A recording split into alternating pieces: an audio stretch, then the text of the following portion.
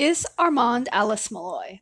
This popular fan theory has been all anyone in the Devil's Minion community has been talking about since season 2 of AMC's hit queer vampire show, Interview with the Vampire, dropped, and Daniel Molloy, the main character and quasi-author of the 15-book series, was revealed to not just have been able to have a full human life between 1985 and 2022, but apparently get married, get twice divorced, and have two daughters and a successful journalism career in the intermediate time between breaking up with Armand and reluctantly and unknowingly returning to the interesting polycule that is the Louis Armand Daniel relationship decades later in Dubai. And yes, I do think there's a polycule dynamic to this story, but I'll get to that later. I first want to set the scene regarding our timeline between the three characters within the show's universe. Through a mixture of Armand's accounts, Louis' accounts, and the incoherent Swiss cheese ramblings that is Daniel Molloy's broken memory. Thanks, Armand. I hate it. Daniel Molloy first meets Louis and Armand in a gay bar in San Francisco in 1973, hoping to score drugs and possibly pick up some men. Instead, Daniel meets Louis and Armand. Louis reveals he's a vampire and invites the 20-year-old journalist back to his apartment for an interview, where the human then experiences the most terrifying week of his life.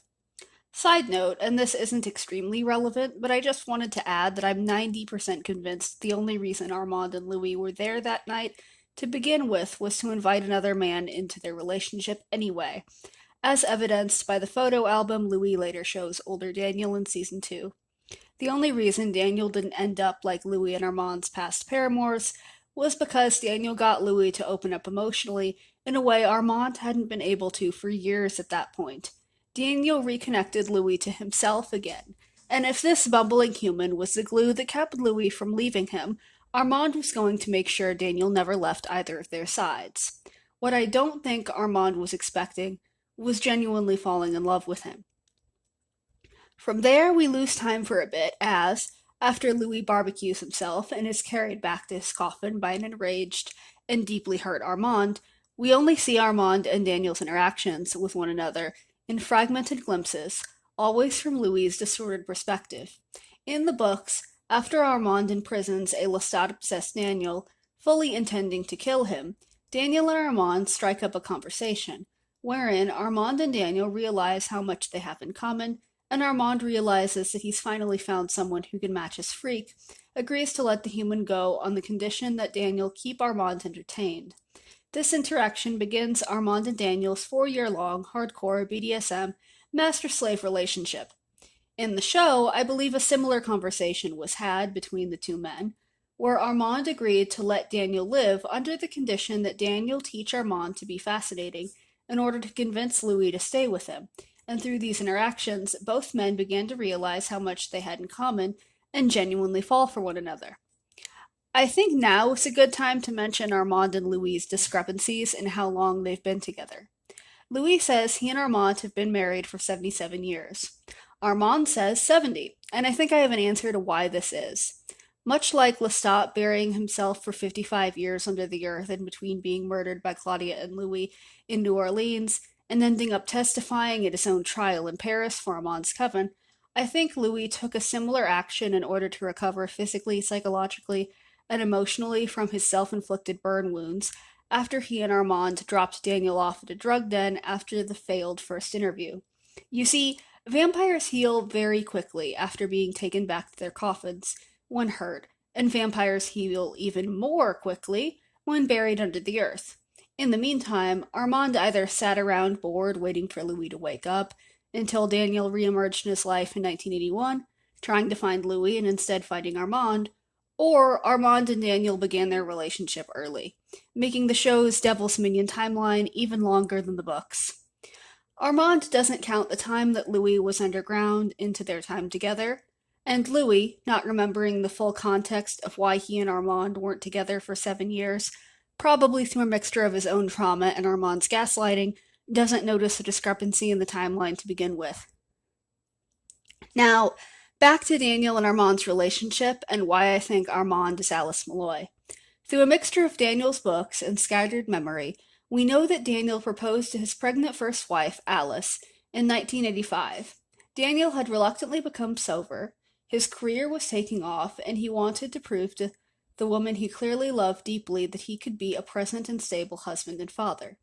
Alice, however, rejected his proposal, which hurt Daniel deeply. While Louis is busy telepathically unearthing the score wound of Daniel's in order to hurt him, Armand jumps in to intervene with Louis snooping, uncharacteristically comforting the human he claims he doesn't like by saying, as though he knows intimately, "She wanted to say yes, but she didn't trust you. You hadn't given her a reason to." To me, this kind of knowledge would only be accessible to Armand if he knew the inner workings of Daniel and Alice's relationship deeply, or if Armand himself is Alice. This, coupled with the fact Armand wears a purple shirt to have a private discussion with Daniel about Lestat the day after Daniel reveals he thought his ex-wife Alice looked sexy when she wore a long purple dress, pretty much confirms to me Armand either is Alice, knows Alice, or is just the worst person alive.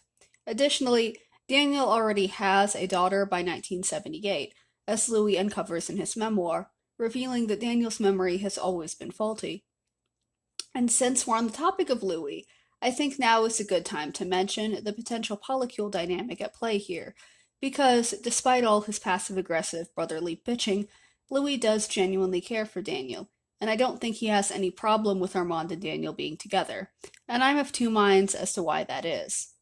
Going by the show's potentially elongated Devil's Minion timeline between Armand and Daniel, wherein they're together from 1973 to 1985, that would mean Louis would be scheduled to crawl out of the earth in 1980 to discover his husband had fallen in love with another man while they'd been apart.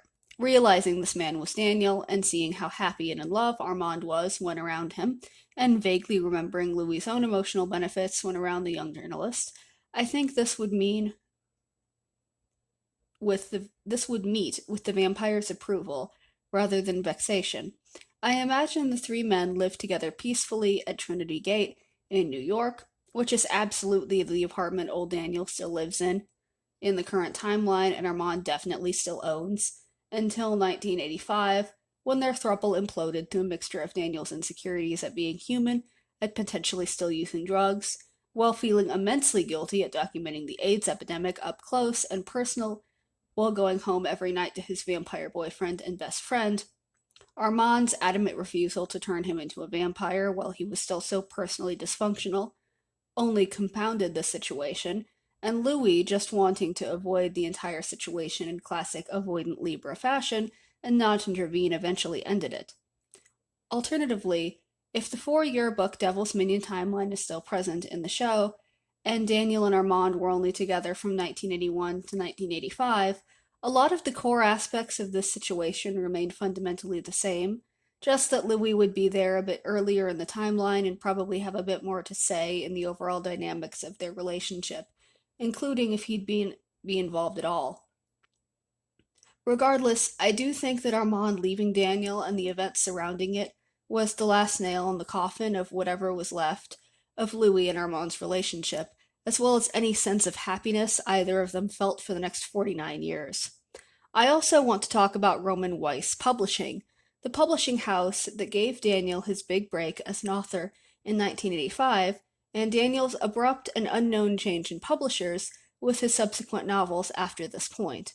Now, it doesn't take a brain surgeon to realize that Roman sounds very similar to Romanus, and that the vampire, Marius de Romanus, is Armand's maker. Weiss translates to white, and Bianca, another of Marius's companions, is probably involved in this too. Marius and Bianca owning the publishing company that helped publish Daniel's first book as a favor to Armand is not a stretch to me. Of course, an easier explanation for all of this chaos is that Daniel started cheating on Alice with Armand in either 1973 or 1981, potentially while still abusing drugs the whole time, and fundamentally destroyed his relationship with both ex-wives and his 2 daughters by forever chasing the high of his relationship with his vampire lover he can't even fully remember. However, my sadistic brain has latched on so strongly to the particularly psychological torture of Daniel coming home to his Trinity Gate apartment only to discover all of his old pictures with Alice is just Armand in drag, to be too hilarious, if unrealistic, of an outcome to pass up. But what do you guys think? I'd love to hear your thoughts down in the comment section down below. And if you like this video, don't forget to like, share, comment, and subscribe. I'll see you guys next time. Bye!